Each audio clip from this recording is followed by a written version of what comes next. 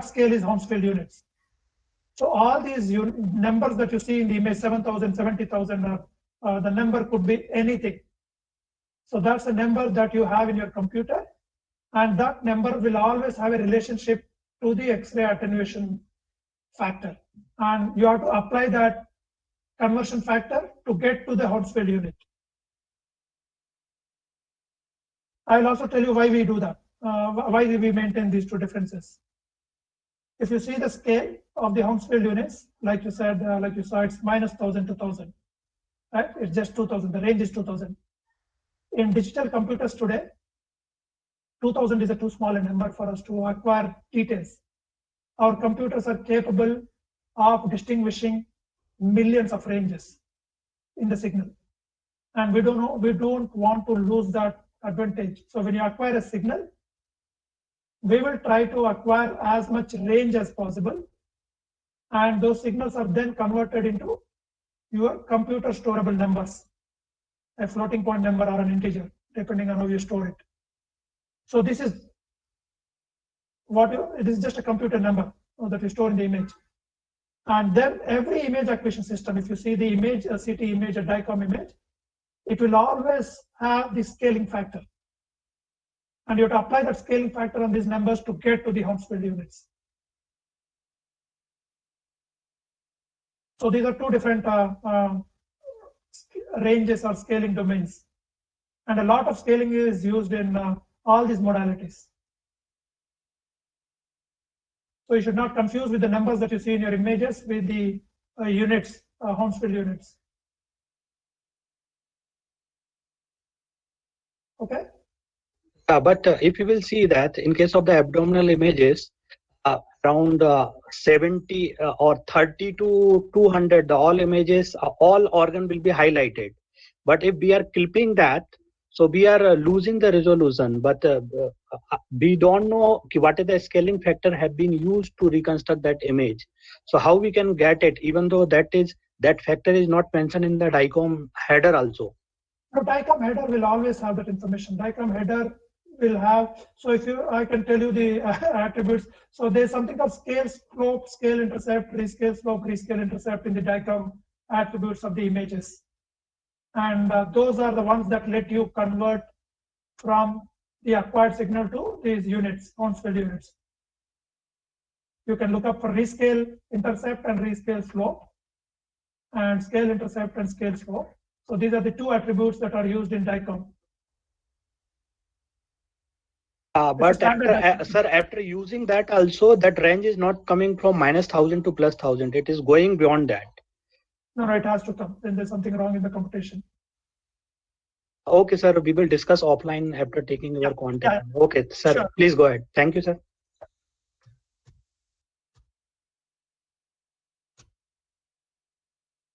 Next is the ultrasound, most common. It basically works on the principle of sonar. We have studied it in our high schools also, where you use ultrasound to measure the depth of the oceans, right? You send a ultrasonic sound wave, wait for it to bounce back, measure the time it has taken to come back, and then compute the distance it has traveled, right? That's the exact same principle that's used in the ultrasound machine. So ultrasound machine will have a transducer, which is both transmit and receive device, and it emits ultrasound waves into the body and detects when the ultrasound waves bounce back and reaches the transducer. Based on the time difference, it computes the distance, and based on the amount of energy it receives, it can also compute the density of the medium. Ultrasound again is non-ionizing. It doesn't use an X-ray, any harmful radiation like MR. So it's completely safe to be used. It's painless because in MR, for example, the bore of the machine is too long and you put a lot of coils which can be heavy on top of the patient. Sometimes it's painful to the patient. In ultrasound, you do not put any devices on the patient, so it's painless. And we do not use contrast medium in ultrasound, and it's one of the low-cost equipment. For example, CT scanners can cost anywhere between 1 crore to 5 crores in India today, each of the scanner. And MR ranges from anywhere between 5 to 16 crores per machine, whereas ultrasound is typically in a few lakhs. You can get ultrasound machines starting from 2 lakhs, roughly 2 lakhs, up to 30-40 lakhs. Disadvantages, again, not suitable for bones because bones reflect the entire ultrasound wave. There's very little left after you hit a bone, so you can't see anything behind bone. And the images that come out of ultrasound are not as appealing to normal human being as CT or MR. So it needs an experienced operator to read the images or to interpret the images. They do not appear as what we are used to see with our naked eye. This explains the ultrasound principle due to we are already 3, so I'll skip some of this. I'll just explain. So the transducer will have a piezoelectric transducer. So you use that to generate ultrasound waves, vibrate when you induce voltage, and when you detect the ultrasound, it generates voltage, which is picked up as a signal. Sonar principle again, it has good resolution, very poor contrast ratio, similar to the reason as X-ray because you're going through different layers and you're not, what you get is an accumulation of all that. There's a lot of noise because, like I said, these tissues do not have homogeneous density and you have waves reflecting everywhere through the path, right? One big advantage is it's interactive. When I say interactive, in CT and MR, you have to first plan, you have to know exactly what you want to see, and then start the scan, and you wait for the image to come out. Whereas in ultrasound, you do not plan, you see it in the real time. You can change the orientation or the position of the transducer as you see the image. So it's a live imaging modality. As we know, ultrasound is used in fetal imaging, in detecting gallstones, and detecting calcification in the blood vessels. Ultrasound also has a lot of usages in the Doppler effect, wherein you detect the speed and the direction of the blood flow in the vessels and in heart chambers. It's also used in kidney, and in about 15 years back, we also came up with 3D imaging for ultrasound. You see an image here, wherein using ultrasound, you can already detect the anomalies or abnormalities of the fetus even before it is born and try to take corrective actions.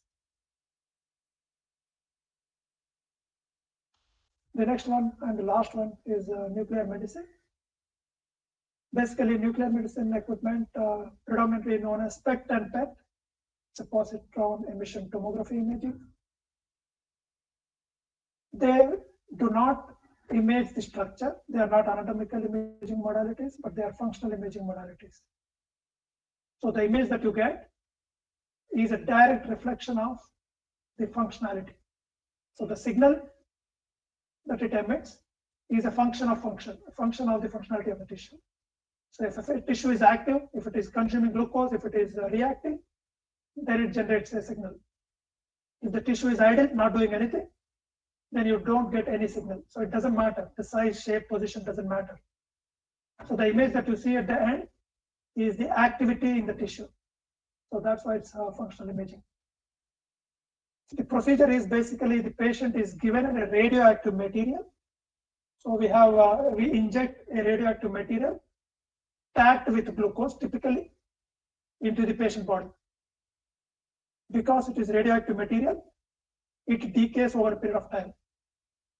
And when it decays, it emits gamma rays. And we have detectors which try to capture the collisions of these gamma rays with electrons in the tissue. and you see where the radioactive material is. And how is it related to function? So whichever tissue is active, they try to consume the attached glucose. So you have specific chemical agents targeted for specific functionalities. So depending on what we want to image, for example, if you are imaging a heart wall function, right, then you induce the radioactive agent attached to the chemical that is consumed by the heart wall. And after 1 or 2 hours, you see all the radioactive material getting accumulated in the heart wall, and you see that it is decaying. And when you see where it is decaying, you know the functionality of the heart wall. So the generation principle is you inject radioactive active agent, and then you detect the gamma radiation that comes out of it.